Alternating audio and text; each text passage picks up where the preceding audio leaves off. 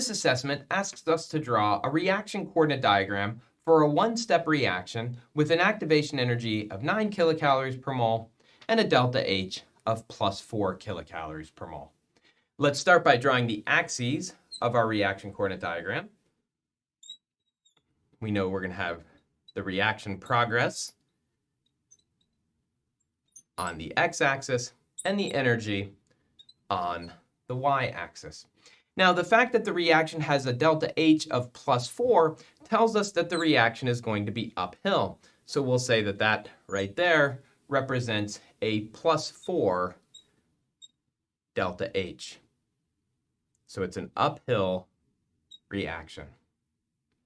The activation energy of 9 tells us that the difference in energy between the reactant and the transition state is 9 kilocalories. Let's use this. Here's our plus 4.